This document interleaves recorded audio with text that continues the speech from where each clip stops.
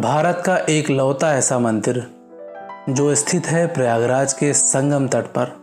अगर आप लेटे हनुमान जी के विषय में सोच रहे हैं तो आपको बता दें कि यह लेटे हनुमान जी के विषय में नहीं है। तो फिर कौन सा ऐसा मंदिर है जो संगम तट पर स्थित है और भारत में सिर्फ एक लौता मंदिर है जिसमें 10 टन के सहस्त्रलिंग की स्थापना की गई है। इतना ही नहीं, अगर आप तिरुपति बालाजी नहीं जा सकते तो इस मंदिर में आपको तिरुपति बालाजी भी मिलेंगे। इनका दर्शन करना उतना ही लाभकारी है जितना कि तिरुपति बालाजी का है।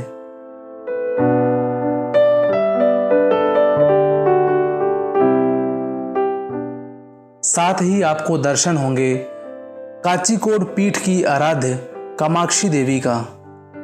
तो आप सोच रहे होंगे यह सब तो दक्षिण भारत में है, तो प्रयागराज में कैसे? यही तो आश्चर्य है कि प्रयागराज में कई ऐसे तीर्थ और देवस्थान हैं जिनके विषय में हमें जानकारी नहीं है।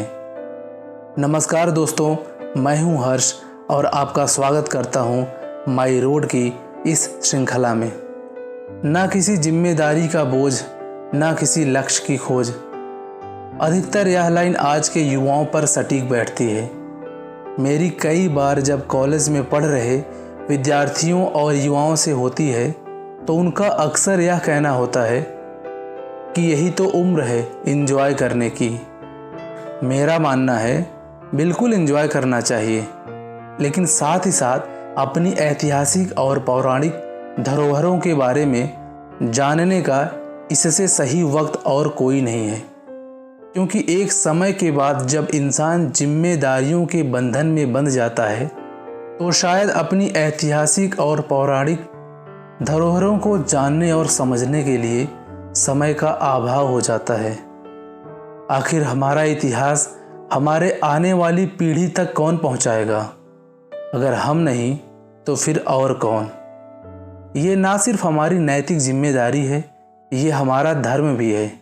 खैर, अगर आप YouTube की व्यस्त गलियों से इस चैनल तक आ चुके हैं तो चैनल को सब्सक्राइब करके बेल आइकन जरूर दबाएं ताकि भविष्य में हमारे वीडियोस आपको सरलता से प्राप्त हो सके। 130 फीट ऊंचा यह मंदिर टिका है अपने मजबूत 16 स्तंभों पर। श्री यंत्र की तरह बने इस मंदिर को बनाने में लगभग 16 वर्ष का एक लंबा वक्त लग गया। फिर मन मस्तिष्क में सवाल उठता है, आखिर इस मंदिर को बनाने की आवश्यकता क्यों पड़ी? हमारे देश में और यहाँ निवास करने वाले भारतीयों की यही तो खूबी है, जिसका कायल सुपर पावर अमेरिका ही नहीं अपितु ऐसे कई देश हैं जो भारत और भारतीयों के संस्कार के दीवाने हैं। कुछ तो स्वयं सनातन धर्म के रंग में सराबोर हो गए हैं और कुछ निरंतर होते जा रहे हैं। निश्चित ही सनातन का कोई अंत नहीं, अनंत है सनातन।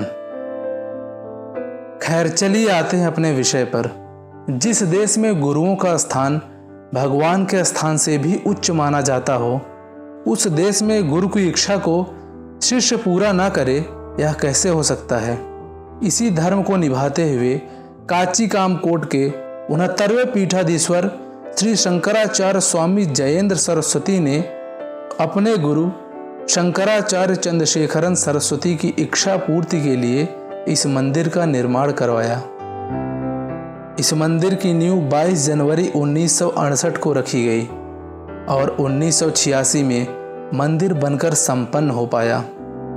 इस दौरान कई कठिनाइयों से भरी चुनौतियां आई, लेकिन जब मन में गुरु के प्रति इतना सम्मान और आस्था हो तो सारी कठिनाइयां एक मंजिल तक पहुंचाने वाली सीढ़ी का काम करने लगती हैं। इस मंदिर की सुंदरता तथा कारीगरी इतनी अद्भुत है कि मन करता है यहीं ठहर जाऊं। इस मंदिर को दक्षिण भारतीय हिंदू स्थापत्य कला की 3 शैलियों में से एक द्रविड़ शैली द्वारा श्री यंत्र की तरह बनाया गया है तथा इस मंदिर को 3 तल में विभाजित किया गया है। इसका प्रथम तल काचिकोड पीठ के आराध्य कामाक्षी देवी को समर्पित है, जिसमें इनके सारे रूपों की प्रतिमाएं भी स्थापित की गई हैं। तथा दूसरे तल पर तिरुमला की पहाड़ियों पर स्थित तिरुपति बालाजी के श्री वेंकटेश्वर भगवान का प्रतिबिंब देखने को मिलता है। जो भक्त तिरुपति बालाजी मंदिर नहीं जा सकते वह इसी मंदिर में आकर तिरुपति बालाजी के प्रतिबिंब का दर्शन कर सकते हैं। ऐसा माना जाता है कि यहाँ दर्शन करने से तिरुपति बालाजी के दर्शन के समान ही फल की प्राप्ति होती है। यहाँ भगवान विष्णु के सभी अवतारों की प्रतिमाएं स्थापित की गई हैं। यह प्रतिमाएं देखने में बहुत ही अद्भुत और प्राचीन लगती हैं तथा तीसरे तल पर योग सहस्त्रलिंग की स्थापना की गई है। जिनको योग सहस्त्रलिंग के विषय में नहीं पता उन्हें बता दूं, योग सहस्त्रलिंग का अर्थ है एक शिवलिंग में ही 1000 शिवलिंग का होना। इस शिवलिंग का भार 10 टन है, जिसका निर्माण महाराष्ट्र के सप्तराष्ट्र में हुआ है। यह मंदिर देवों के देव महादेव को समर्पित है। मंदिर की देखरेख तथा साफ सफाई के लिए प्रत्येक तल पर कर्मचारी नियुक्त किए गए हैं। साथ ही पूजा पाठ के लिए मंदिर संस्था की तरफ से पुजारी भी नियुक्त किए गए हैं। संगम तट पर स्थित यह मंदिर चारों तरफ से मंदिरों से घिरा हुआ है। इस मंदिर से नीचे देखने पर संगम का नजारा अद्भुत दिखता है। यहीं पर कुछ ही कदम की दूरी पर स्थित है प्रयागराज के सुप्रसिद्ध बड़े हनुमान जी अर्थात लेटे हनुमान जी, जिन्हें बंधवा पर के हनुमान जी के नाम से भी जाना जाता है। इनके विषय में पहले ही वीडियो बनाया जा चुका है। अगर आपने अब तक नहीं देखा है तो लिंक डिस्क्रिप्शन में दे दिया गया है, आप जाकर उसे देख सकते हैं। यहीं पर अकबर का किला भी है, जिनके अंदर अक्षयवट और पातालपुरी मंदिर भी है। इसका भी वीडियो आपको इसी चैनल पर मिल जाएगा। साथ ही यही विराजमान है मर्यादा पुरुषोत्तम श्री राम और माता जानकी। अगर संगम तट पर आएं तो इनके भी दर्शन करके जाएं। प्रयागराज के संगम तट पर आकर आप कई मंदिरों का दर्शन करने के साथ ही कई तीर्थों का पुण्य भी प्राप्त करते हैं।